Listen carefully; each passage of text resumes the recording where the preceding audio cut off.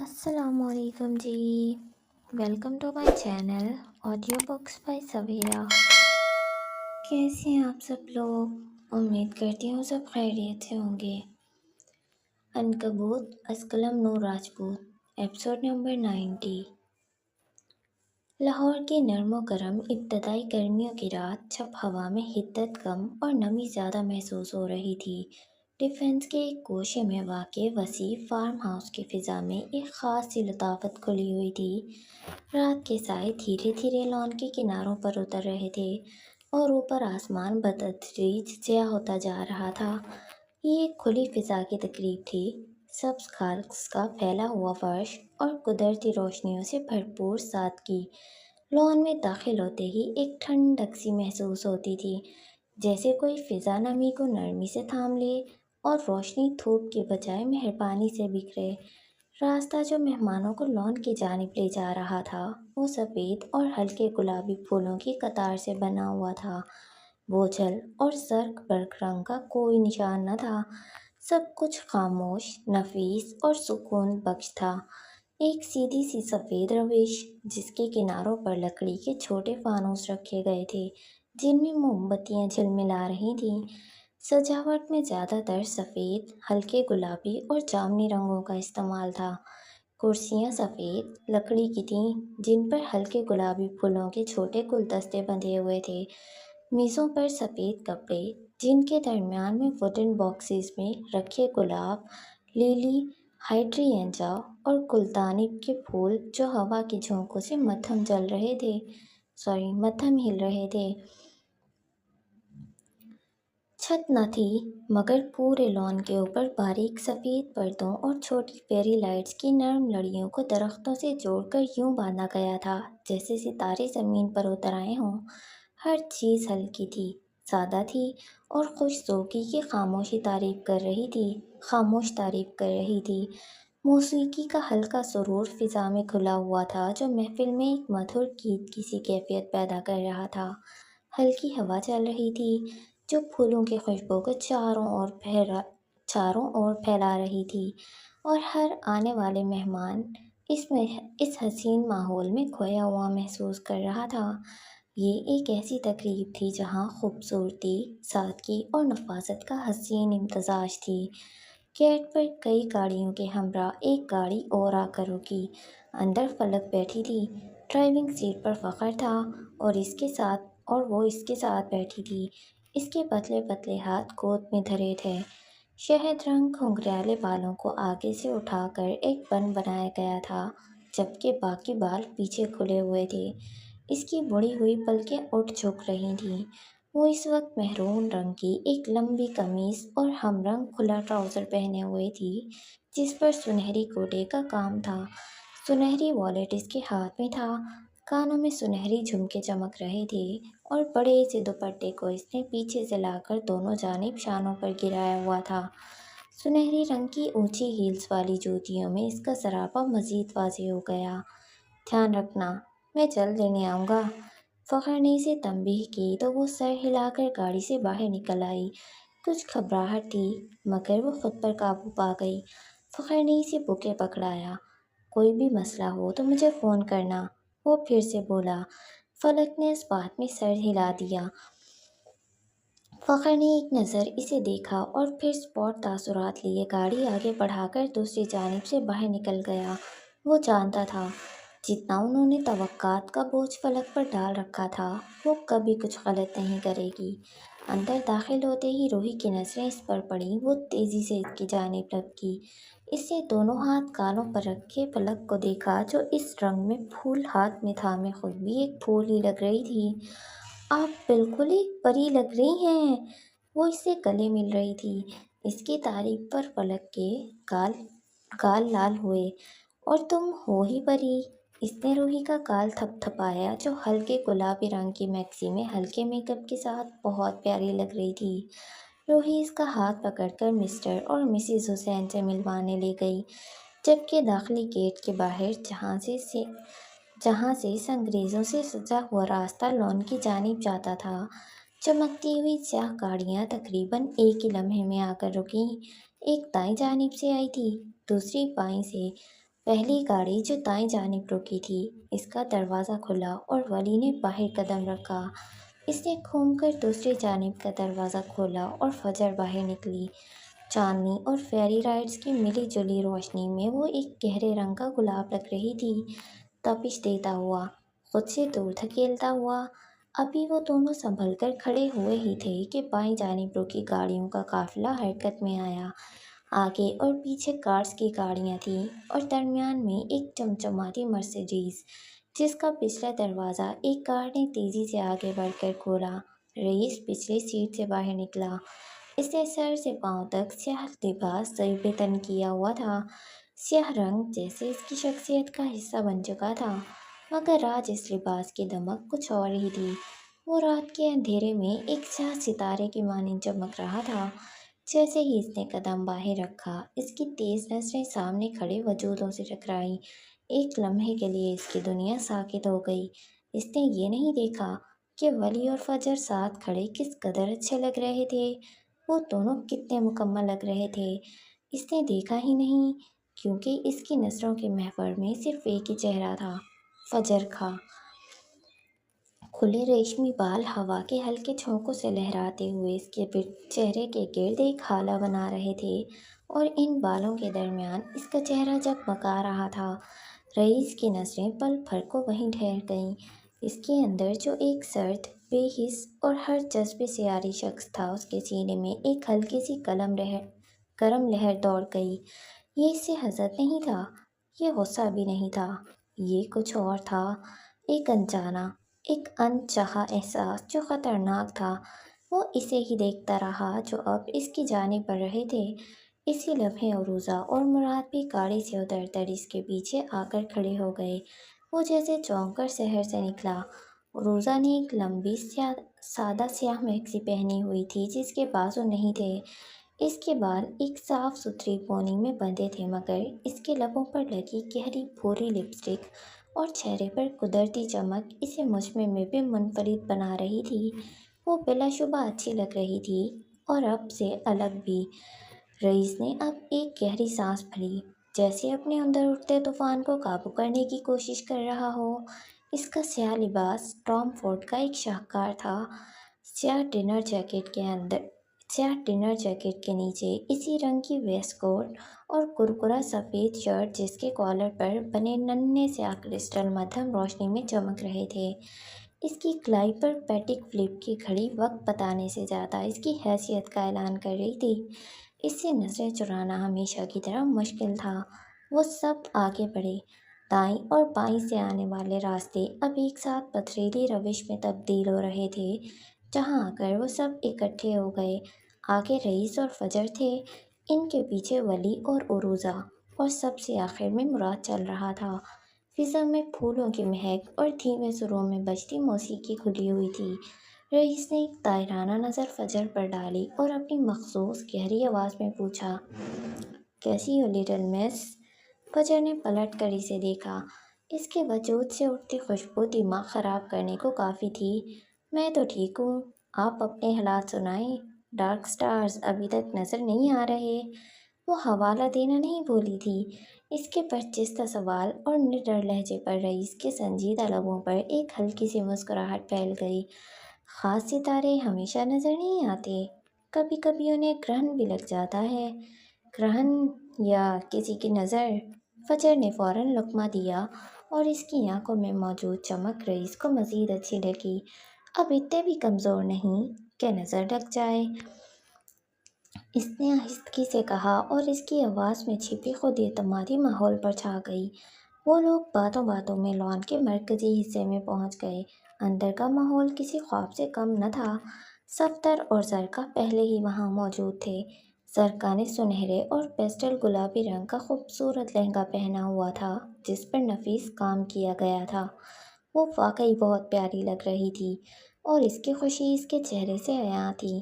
صفدر بھی کسی سے کم نہیں لگ رہا تھا۔ سیاہ رنگ کے سوٹ میں وہ بہت وجیہہ اور پراعتماد نظر آ رہا تھا۔ اندر داخل ہوتے ہی ان کی ٹولیاں الگ ہو گئیں۔ فجر سیدھا لڑکیوں کی جانب بڑھی۔ فروا اسے دیکھ چکی تھی۔ اپنے اس گہرے سبز رنگ کی ایک خوبصورت میکسی پہنی ہوئی تھی गुजरे सालों में इसकी शख्सियत में एक वाज़ेह निखार आ गया था। वो पहले से ज़्यादा पुरएतमाद और खुश नज़र आ रही थी। आखिर तुमने अपनी पहचान बना ही ली, फरवा ने इसे देखते हुए कहा। इसके लहजे में सताइश और खुशी थी। फजर जवाब में बस मुस्कुरा दी। तकरीब अपने अरूज पर पहुंची। मंगनी की रस्म अदा की गई। सरका और सफ्दर ने सबकी तालियों और नेक तमन्नाओं के शोर में एक दूसरे को अंगूठी पहनाई। हर चेहरा खुशी से दमक रहा था। मैं तो इस तकरीब से भी महरूम रह गया। वली न जाने कहाँ से नमूदार हुआ। हाथ में जूस का गिलास थामे फजर के कान में सरगोशी की और फिर इसके गिर्द घूमकर वापस चला गया। वो इसकी पुश्त को घूर कर रह गई। पागल। कुछ देर बाद जब लोग अपनी अपनी बातों में मसरूफ़ थे, रईस इनकी जानिब बढ़ा। इसकी आमद ने जैसे पूरे माहौल की तवज्जो अपनी जानिब खींच ली।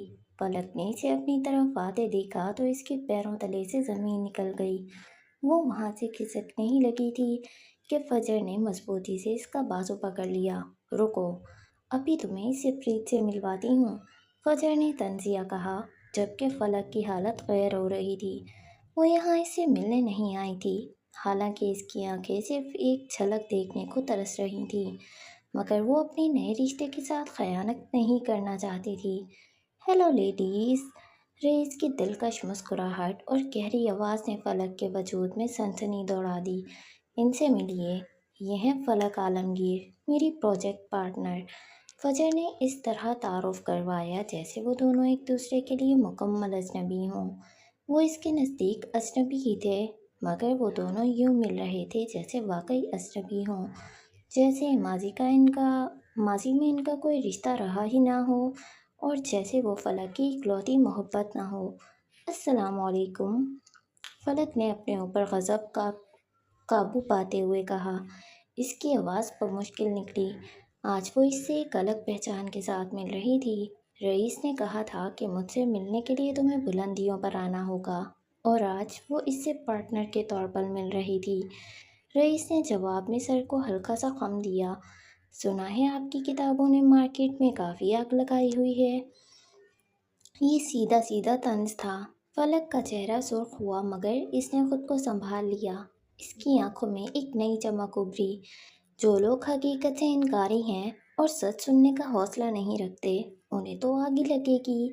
फलक के इस निडर जवाब पर फजर ने सताइशी नज़रों से इसे देखा। एक लम्हे की खामोशी छा गई। रईस ने सर झुकाया और इसकी एक धीमी हंसी गूंज गई।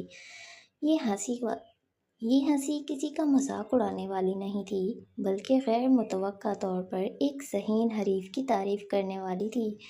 इस लम्हे इसने फलक को वाकई देखा था, एक ऐसी औरत के तौर पर जो अब इसके सामने खड़े होने की काबिलियत रखती थी, और हिम्मत, वो भी आ ही जाती। इससे पहले कोई कुछ कहता इसका फ़ोन बज उठा। वो दोनों से एक्सक्यूज़ करते हुए एक निस्बतन खामोश गोशे में चली आई। ये जगह लॉन के इंतहाई सिरे पर थी, जहाँ बड़े गमलों में लगे पाम के दरख्तों ने एक कुदरती पर्दा सा बना रखा था। हल्की रोशनी यहाँ तक आते आते मज़ीद मद्धम हो गई थी, और फिज़ा में फैली मौसीकी की आवाज़ भी एक धीमी सरगोशी की तरह महसूस हो रही थी। इसने अपना फ़ोन कान से लगाया। फ़खरा की बेताब आवाज़ सुनाई दी। तुम्हें रजब मिला? कैसा लगा वो तुम्हें? वो तो कब से तुम्हारा इंतज़ार कर रहा था। अभी तक नहीं मिली मैं। यहाँ रश बहुत है। जब से वो इस तकरीब में आई थी, नज़रों का एक अनजाना सा हिसार था जिसने इसे बेचैन कर रखा था। अच्छा, चलो मिलो तो मुझे ज़रूर बताना, फ़खरा ने कहा और फ़ोन बंद हो गया। फलक ने गहरी सांस ली और इस अनजाने एहसास को झटकने की कोशिश की। शायद ये इसका वहम था जो इस नई और अजनबी सूरत हाल की वजह से पैदा हो रहा था। इसने फ़ोन अपने पर्स में रखा और जैसे ही वो पलटी, इसका दिल थक से रह गया। सामने ही एक खुश शक्ल नौजवान खड़ा था, इसी चंद कदम के फासले पर। इसकी उम्र 31-32 साल के लगभग थी। गहरे नीले रंग के डिनर सूट में इसकी शख्सियत पुरवकार और सुलझी हुई लग रही थी। इसके चेहरे पर एक नरम दोस्ताना मुस्कुराहट थी और इसकी आंखें जहानत से चमक रही थी। वो बिलाशुबा खुश शक्ल था। अस्सलाम वालेकुम, मैं रजब रज़ा। इसने अपनी गहरी और नरम आवाज़ में अपना तारुफ करवाया। नाम सुनते ही फलक के दिल की धड़कन जैसे 1000 गुना बढ़ गई। ये वो शख्स था जिससे मिलने के लिए वो यहाँ आई थी, जिसके नाम से वो मंसूब थी। इसने घबरा कर बेख्तियार चारों तरफ देखा, जैसे फरार का कोई रास्ता तलाश कर रही हो। इसकी हथेलियों में पसीना उतर आया। सलाम का जवाब इसके हलक में ही कहीं अटक गया और बड़ी मुश्किल से एक हल्की सी आवाज़ निकली, वालेकुम सलाम। रजब ने इसकी घबराहट महसूस कर ली। इसके लबों पर मज़ीद मुस्कुराहट गहरी हो गई। घबराने की ज़रूरत नहीं है, मैं आपका मंगेतर हूँ, कोई गैर नहीं। इसने किस कदर नरमी और अपनाइयत से कहा कि फलक को खुद पर शर्मिंदगी महसूस हुई। इसने बमुश्किल थूक निकला और अपने हवास पर काबू पाने की कोशिश की। "मु- मुझे अच्छा लगा कि आप आईं। मुझे डर था कि शायद आप नहीं आएंगी", रजब ने गुफ्तगू का आगाज़ करते हुए कहा, और वो दोनों आहिस्ता आहिस्ता वापस तकरीब वाले रोशन हिस्से की जानिब चल पड़े। वो बगौर फलक को देख रहा था, जो इस घबराहट और हया के आलम में और भी ज़्यादा हसीन लग रही थी। आना तो था ही, ये ज़रूरी था, वो बस इतना ही कह सकी। इसकी आवाज़ अभी भी दबी हुई थी। मैंने आपकी किताबें पढ़ी हैं, रजब ने मौजू बदला। आप बहुत अच्छा लिखती हैं, आपके अल्फाज में गहराई है, बस कहीं कहीं थोड़ा बचपना झलकता है। फलक ने चौंक कर आंखें फैला कर इसे देखा। ये तारीफ थी या तनकीद? रजब इसके तासुरात देखकर धीरे से हंस दिया। मेरा मतलब है कि अभी आपके तजुर्बात और मुशाहिदात में मज़ीद पुख्तगी आएगी। उम्र के साथ साथ तहरीर खुद ब खुद मज़ीद निखर जाएगी। वो खामोश रही। इसे समझ नहीं आया कि इस बात पर क्या रद्द अमल दे। वो इसकी तहरीर को बचपना कह रहा था, वो तहरीर जो इसके वजूद का निचोड़ थी, इसके ज़ख्मों का मरहम थी। शायद हर शख्स के लिए बचपने और मैच्योरिटी के लेवल अलग अलग होते हैं। इनकी गुफ्तगू जारी रही। रजब इसे अपने काम, अपने ख़ानदान और अपनी पसंद नापसंद के बारे में बताता रहा। वो एक सुलझा हुआ, तालीम याफ्ता और खुश अखलाक इंसान था, लेकिन फलक को अपने और इसके दरमियान एक खला सा महसूस हो रहा था। एक ऐसा खला जिसे अल्फाज पुर नहीं कर पा रहे थे। चलते चलते रजब अचानक रुका और इसकी तरफ पूरी तरह से मुतवज्जा होकर बोला, एक बात पूछूं, अगर आप बुरा न माने? फलक ने सवालिया नज़रों से इसे देखा। आपको कैसे मर्द पसंद है? मेरी मुराद है कि एक औरत की नज़र में एक मर्द को कैसा होना चाहिए?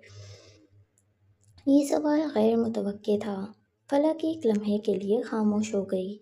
इसकी नज़रों के सामने कई चेहरे घूम गए, कई तल्ख यादें ताज़ा हो गईं। फिर इसने नज़र उठाकर बराह रास्त रजब की आंखों में देखा। इसकी आवाज़ अब साफ और पुरएतमाद थी। एक मर्द को, इसने तौक़ुफ़ किया और फिर गोया हुई, एक मर्द को मुहाफ़िज़ होना चाहिए, हाकिम नहीं, जो ज़ख्म भरे, उन्हें कुरेदे नहीं, जो परवाज़ दे पर न काटे, जिसकी मोहब्बत रिहाई दे, कैद नहीं, जो साथ चले पीछे न छोड़े।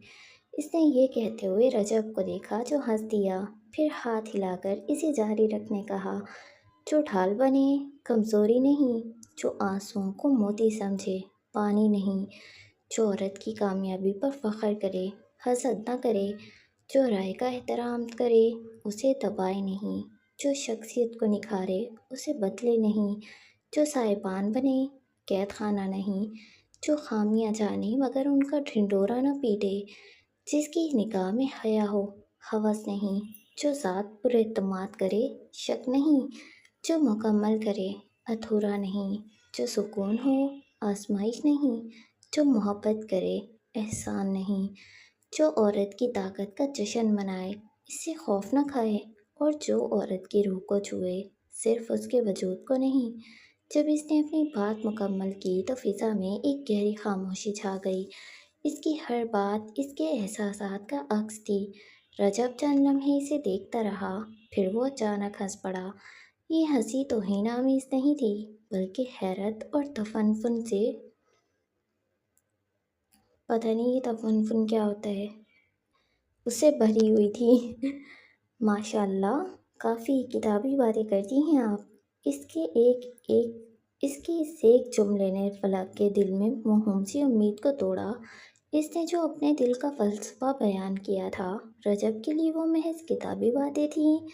فلک نے ایک تلخ مسکراہٹ اپنے لبوں پر سجا لی۔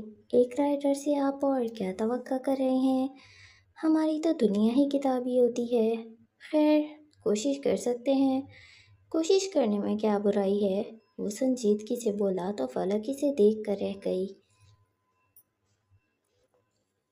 وہ ہاتھ میں ٹھنڈے مشروب کا گلاس تھامے ایک لان کے ایک کونے میں رکھی کرسی پر براجمان تھا۔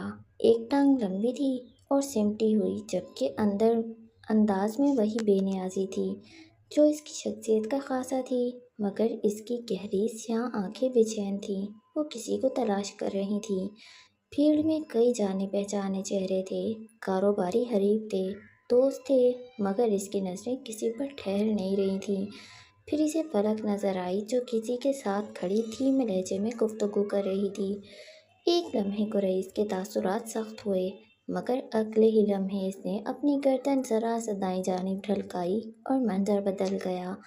فلک کے عین پیچھے تھوڑے فاصلے پر فجر کھڑی تھی۔ ایک لمحے کے لیے اسے لگا جیسے وقت تھم گیا ہو۔ پس منظر میں بجتی موسیقی، لوگوں کے قہقہے، ہوا کا شور، سب کچھ جیسے بے معنی ہو گیا۔ اس کی دنیا اسے ایک منظر پر آ کر ٹھہر گئی۔ اس کی ساڑی کا ریشمی پلو اور اس کے گھنے بال دونوں رات کی ٹھنڈی ہوا میں ایک ساتھ لہرا رہے تھے۔ وہ روحی کی باتیں سن رہی تھی اور اس کے چہرے پر ایک معصوم سی مسکراہٹ تھی۔ وہ اس وقت کتنی مختلف، کتنی پرسکون اور کتنی دلکش لگ رہی تھی۔ اس نے گردن ڈھلکائے اسی ایک زاویے سے اسے دیکھنا جاری رکھا۔ یہ ایک مکمل نظارہ تھا، ایک جیتی جاگتی تصویر جس پر جیسے کوئی طلسم قائم کیا گیا ہو۔ یہ وہی لڑکی تھی جو اس کے سامنے آگ اگلتی تھی، جس کی زبان کینچی کی طرح چلتی تھی، جو اس کی ذات کو سکین کر کے اسے ہراتی تھی اور جو ہر وقت ایک ڈائن کا روپ دھارے رہتی تھی۔ مگر اس لمحے ہوا میں لہراتے اس آنچل کے اور بالوں کے سائے میں وہ ایک بھولی بھالی معصوم سی لڑکی لگ رہی تھی۔ اس کے کتنے روپ تھے، وہ یہ جاننے میں لگا ہوا تھا۔ اس نے مشروب کا ایک گھونٹ بھرا، پھر دوسرا، پھر تیسرا۔ آنکھیں ایک پل کو بھی اس منظر سے نہیں ہٹیں۔ اس سے چند قدم آگے کھڑی فلک جو تکنیکی طور پر اس کے اور فرجر کے درمیان تھی، اسے نظر ہی نہیں آئی۔ اس کا وجود جیسے اس طلسمی منظر میں دھندلا کر محو ہو گیا تھا۔ رئیس کی آنکھوں کی سیاہی میں ایک عجیب سی چمک بڑھتی جا رہی تھی، جیسے کوئی بجھا ہوا ستارہ اچانک سے روشنی دینے لگا ہو۔ نہ جانے کتنا وقت گزر گیا، مراد نہ جانے کس لمحے وہاں آیا اور کرسی کھینچ کر اس کے بالکل قریب بیٹھ گیا۔ اس نے اپنی تھوڑی مٹھی پر ٹکائی اور غور سے رئیس کو دیکھنے لگا۔ تو رئیس اورنگزیب کے سینے میں بھی دل دھڑکنے لگا ہے؟ مراد کی پرسکون مگر گہری آواز نے جیسے شیشے پر پتھر دے مارا ہو۔ طلسم ایک جھٹکے سے ٹوٹ گیا۔ رئیس چونک کر سیدھا ہوا۔ اس کے چہرے پر ناگواری کی ایک ہلکی سی لہر دوڑ گئی۔ جانے کیوں، مگر اسے مراد کی یہ بے وقت مداخلت شدید بری لگی تھی۔ ایسی کوئی بات نہیں ہے۔ اس نے ایک گہرا سانس لیا، جیسے اپنے اندر کی کیفیت کو قابو کر رہا ہو۔ فوراً اپنی نظریں فجر سے ہٹا لیں۔ اس کے ہٹتے ہی منظر جیسے بے رنگ ہو گیا۔ باقی دیکھنے کے لائق بچا ہی کیا تھا؟ سامنے بیٹھا وہ منحوس مراد عالم۔ مراد مسکرایا۔ مت بولو، وہ ڈائن ہے، تمہارا دل رکھے گی نہیں، کھا جائے گی۔ پاگل ہو گئے ہو؟ میں دیکھ رہا تھا کہ وہ منار۔ رئیس نے اسے گھورا، جان بوجھ کر ایسا نام لیا جس کا خیال بھی اس کے ذہن کے کسی کونے میں نہیں تھا۔ تم پوری دنیا سے جھوٹ بول سکتے ہو، مجھ سے نہیں رئیس۔ مراد نے اس کی بات کاٹ دی۔ اس کا لہجہ بھی تکلف تھا۔ وہ منار نہیں، فجر ہے، اور اب مان بھی لو کہ تمہارے دل میں اس کے لیے کوئی چور چھپا ہے۔ میں دل کے ہاتھوں نہیں مر سکتا مراد۔ اس بار رئیس نے اپنا پورا رخ اس کی طرف موڑا۔ چند لمحے پہلے اس کی آنکھوں میں جو نرمی اور طلسمی چمک تھی وہ غائب ہو گئی تھی۔ وہاں اب وہی سرد، بے رحم اور گہری آنکھیں تھیں، ایک ڈارک لارڈ کی آنکھیں جو کسی جذبے کو خود پر حاوی نہیں ہونے دیتا تھا۔ یہ تو بہت اچھی بات ہے، مگر سچ کہوں تو مجھے اسی بات کا ڈر ہے۔ مراد کا لہجہ بھی دوستانہ تھا۔ وہ اپنے باس سے زیادہ اپنے دوست کا خیر خواہ تھا۔ ایسا کچھ نہیں ہوگا۔ رئیس نے اس طرح ہاتھ جھٹکا جیسے کوئی مکھی اڑا رہا ہو۔ مجھے اس کی شخصیت میں دلچسپی ہے۔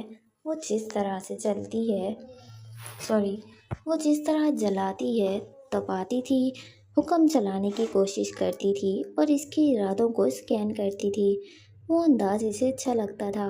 یہ انٹرسٹنگ تھا۔ اس نے خود کو یقین دلانے کی کوشش کی۔ لیکن تمہاری آنکھیں کچھ اور کہتی ہیں۔ مراد نے ہار نہیں مانی۔ یہ انٹرسٹنگ نہیں،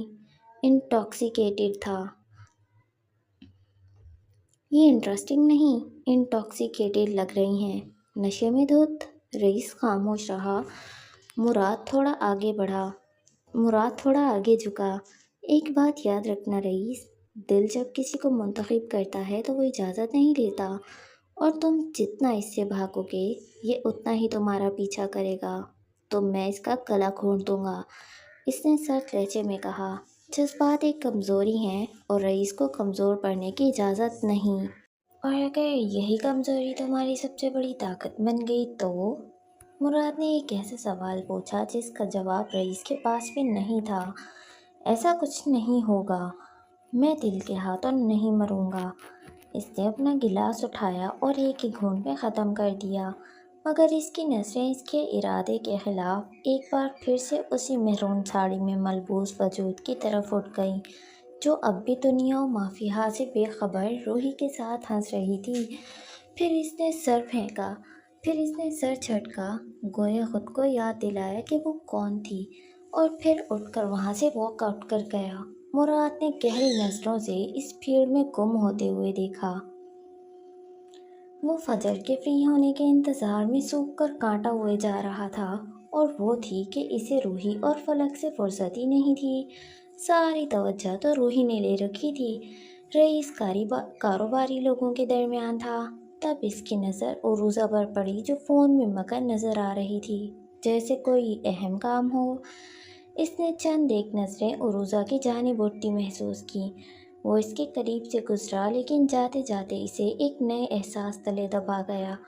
عروضہ کے لیے ولی ہمیشہ سے ایک پہیلی رہا تھا۔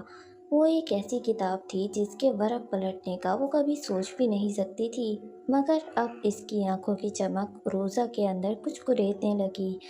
دھیان سے روبوٹ، آج میں نے کافی نظروں کو تمہاری جانب اٹھتے دیکھا ہے۔ اب تم انہیں گولی مارو گی یا ان کا سافٹ ویئر اپ ڈیٹ کرو گی، یہ مجھے نہیں پتا۔ عروضہ کا چہرہ ایک لمحے کو حیرت سے خالی ہو گیا۔ اس کے ہونٹوں پر لگی بھوری لپسٹک کے پیچھے ایک غیر مرئی سوال چھپا تھا۔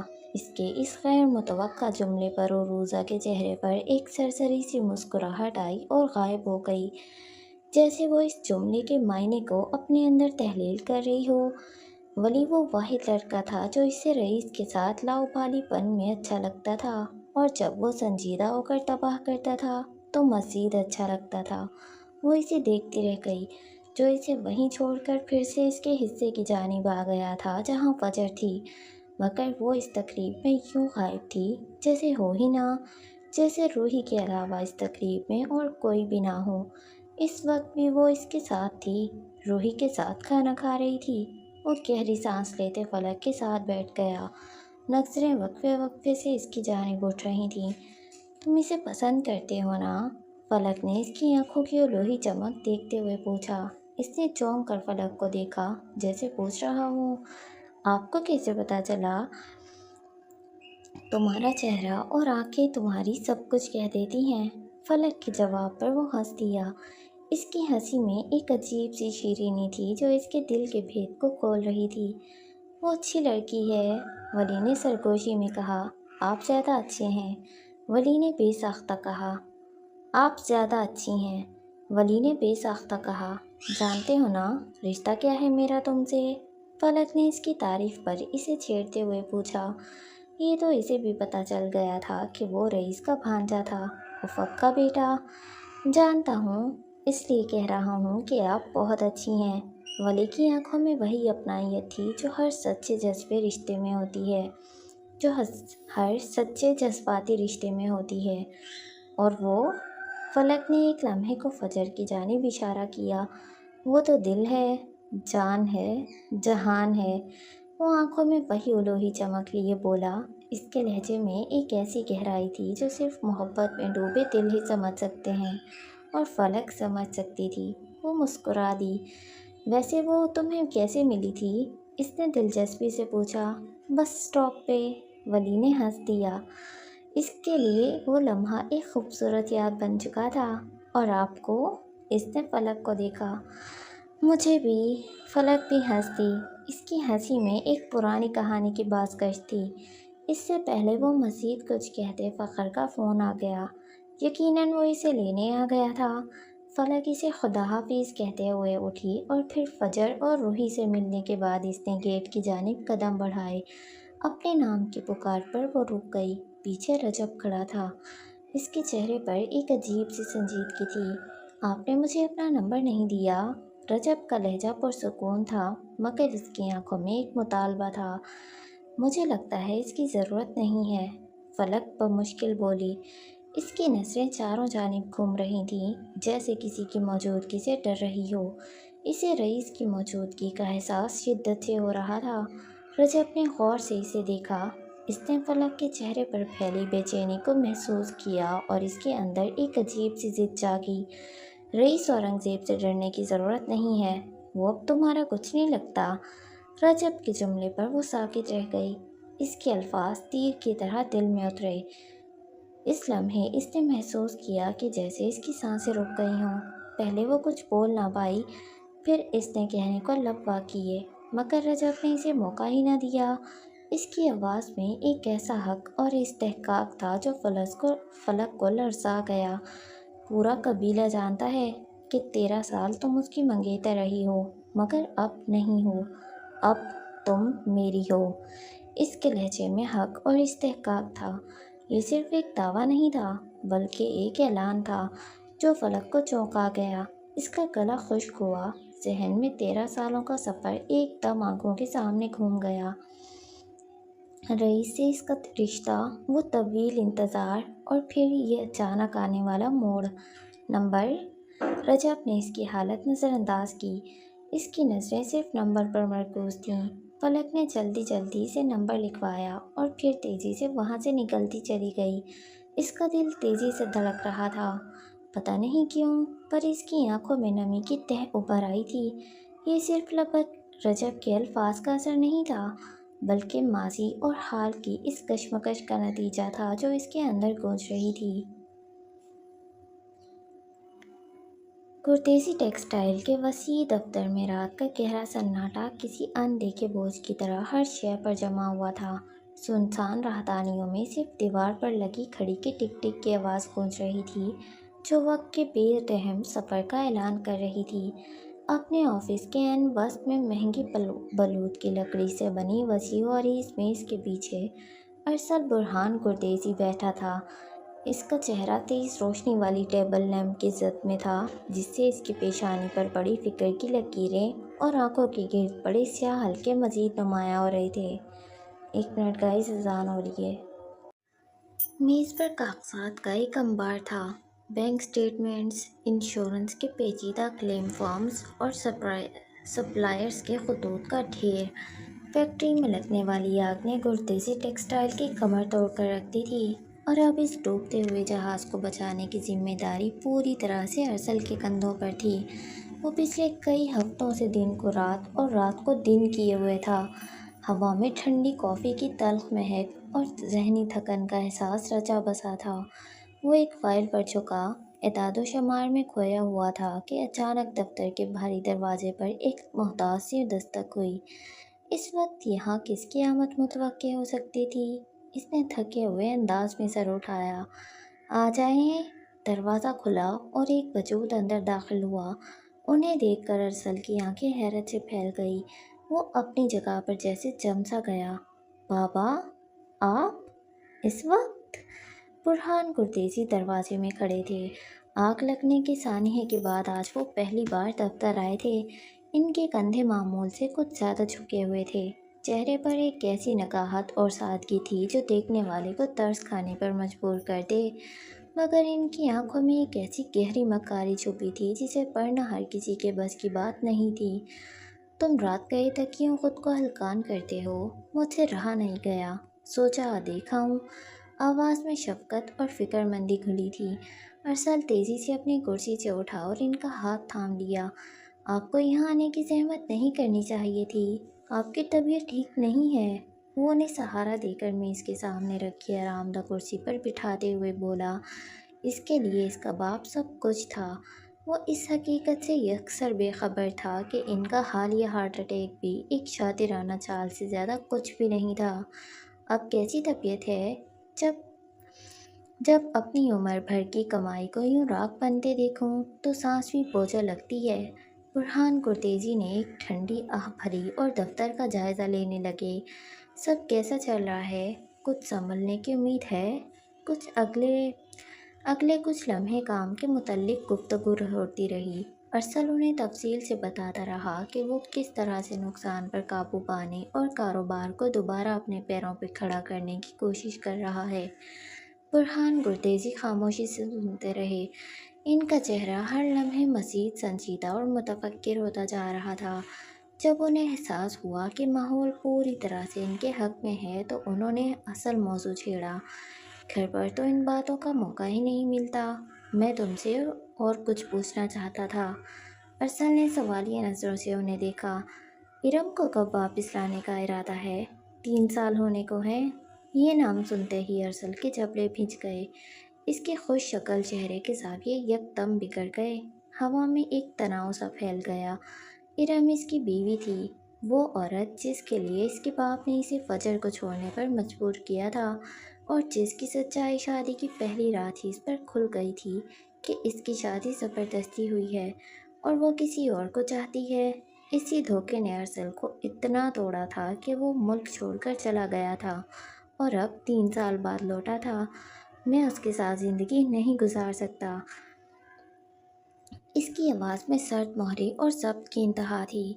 मेरे साथ धोखा हुआ है बाबा। मैंने आपकी मर्ज़ी की खातिर शादी कर तो ली, लेकिन मैं ऐसी लड़की के साथ एक छत के नीचे नहीं रह सकता जिसके दिल और सोच पर कोई और काबिज़ हो। उन्होंने गहरी नज़रों से इसे देखा, जैसे इसके ज़ख्मों की गहराई माप रहे हों। फिर इनके चेहरे पर शदीद शर्मिंदगी के तासुरात उभरे। मैं बहुत शर्मिंदा हूँ अरसल, बहुत ज़्यादा। मेरी वजह से तुम्हारी ज़िंदगी बर्बाद हो गई। मुझे माफ़ कर दो बेटा। इनकी आवाज़ फुर्रा गई। ये सुनते ही अरसल तड़प उठा। नहीं बाबा, आप ऐसे मत बोलें, प्लीज़। वो झुककर इनके हाथ थाम गया। आपकी कोई गलती नहीं है। ये सब मेरी किस्मत का खेल है। आप खुद को इल्ज़ाम मत दें। उन्होंने एक लम्हे को आंखें बंद की। जब उन्होंने आंखें खोली तो इनमें एक अजीब सी चमक थी। उन्हें अंदाज़ा हो गया था कि लोहा गर्म हो चुका है, अब हथौड़ा मारने का वक्त था। वो लड़की, क्या नाम था उसका? उन्होंने जैसे कुछ याद करने की कोशिश करते हुए कहा। जिसे तुम पसंद करते थे? इस सवाल पर अरसल के हवास पर जैसे बिजली गिरी। वो चौंक कर सीधा हुआ। इसके अंदर कुछ टूटा था। फजर। इसके लबों से बेसाख्ता ये नाम एक सरगोशी की सूरत में फिसला। हाँ वही। उन्होंने बुरहान ने इस्बात में सर हिलाया, जबकि कुन अँखियों से वो अरसल की बदलती हुई हालत का जायज़ा ले रहे थे। कोई राब्ता है तुम्हारा उससे? नहीं। अरसल ने नफ़ी में सर हिलाया। वो जानता था कि फजर इसे अपनी ज़िंदगी से मुकम्मल तौर पर निकाल चुकी थी। बुरहान कुरैशी कई लम्हे खामोशी से इसे देखते रहे। इनके चेहरे पर गहरी सोच के आसार थे। फिर उन्होंने एक ऐसा जुमला कहा जिसने अरसल को साकित कर दिया। तुम चाहो तो इससे शादी कर सकते हो अरसल, मुझे अब कोई एतराज़ नहीं है। लहजा बनावटी थका हुआ था। इन हालात ने मेरी कमर तोड़ दी है। अब मेरी कोई ज़िद, कोई अना बाकी नहीं रही। अरसल के सर पर जैसे किसी ने पूरी इमारत गिरा दी हो। वो सख्ते के आलम में अपने बाप को देख रहा था। क्या ये वही शख्स था जिसने फजर के नाम पर घर में तूफान खड़ा कर दिया था? बुरहान कुरैशी अपनी अदाकारी में कमाल रखते थे। वो मज़ीद गोया हुए। हाँ बेटा, मुझे अब कोई एतराज़ नहीं है। क्या अदाकार था ये शख्स? ارسل کو خود کو سنبھالنے میں چند لمحے لگے۔ اس کی آواز بمشکل نکلی، وہ وہ م- وہ مجھے کبھی قبول نہیں کرے گی۔ وہ فجر کی فطرت سے واقف تھا۔ وہ چھوڑی ہوئی عادتوں، چیزوں اور لوگوں کو دوبارہ نہیں اپناتی تھی۔ یہ سن کر مسٹر برہان کے چہرے پر دلی افسوس کے تاثرات اتر آئے، جیسے انہیں ارسل کی محرومی کے شدید دکھ ہوا ہو۔ انہوں نے گہری سانس لی۔ تو پھر ایک کام کرو، اس سے بات چیت بڑھاؤ، پہلے کام کے حوالے سے۔ تم اس کے ساتھ بزنس کرو، میں نے سنا ہے اس کا فیشن ہاؤس آج کل بہت نام کما رہا ہے۔ یوں تم دونوں کی دوریاں ختم ہو جائیں گی۔ ارسل شوق پر شوق سہ رہا تھا۔ اس کے ساتھ کوئی کولیبوریشن کرو، کوئی بڑا پروجیکٹ شروع کرو۔ وہ اب اسے شطرنج کی چالیں سمجھا رہے تھے۔ مجھے یاد ہے وہ تمہارے لیے کتنی پاگل تھی، یہاں تک آئی تھی۔ وہ لمحے بھر کو رکے۔ یقیناً وہ تمہیں اب بھی پسند کرتی ہوگی، بس اس کی انا بیچ میں ہوگی۔ تم ایک قدم بڑھاؤ گے تو وہ 10 قدم آئے گی۔ ارسل ساکت بیٹھا انہیں سنتا رہا۔ اس کا دماغ معاف ہو چکا تھا۔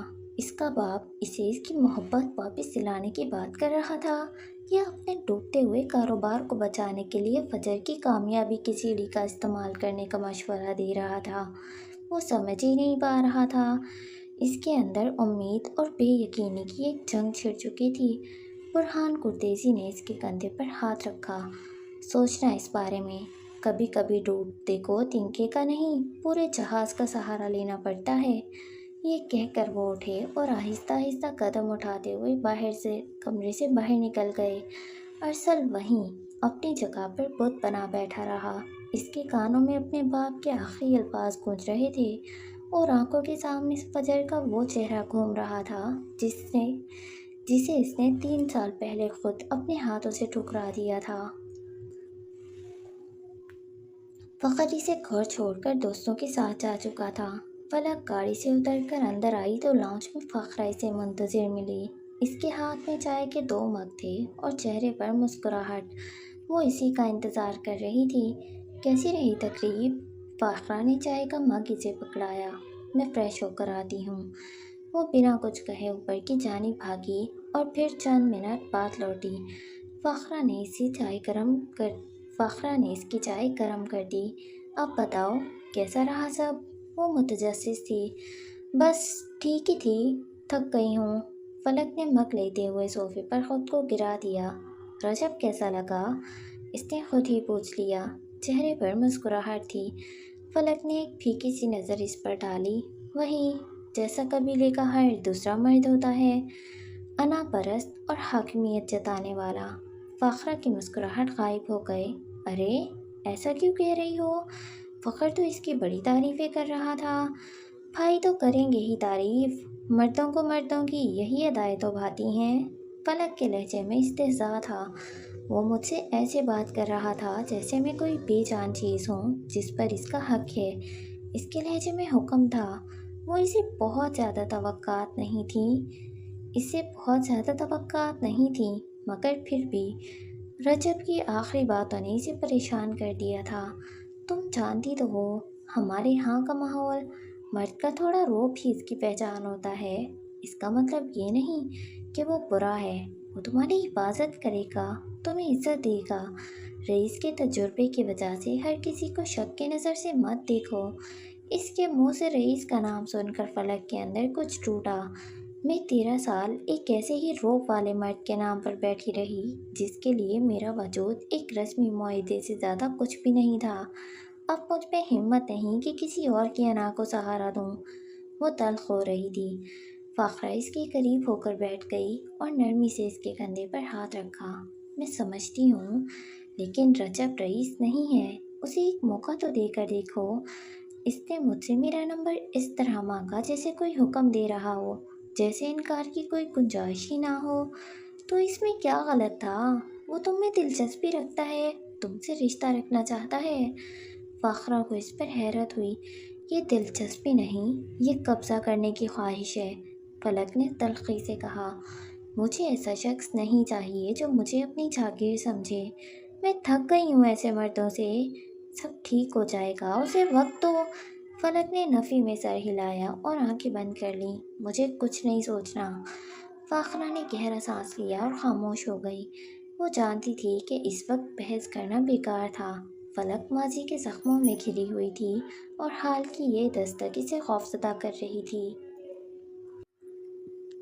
गाड़ी तरन्नुम हाउस के घर की तरफ जाने वाली पुरसुकून सड़क पर मुड़ गई। वो कुन अँखियों से फजर को देख रहा था, वो जो खामोशी से बाहर देख रही थी।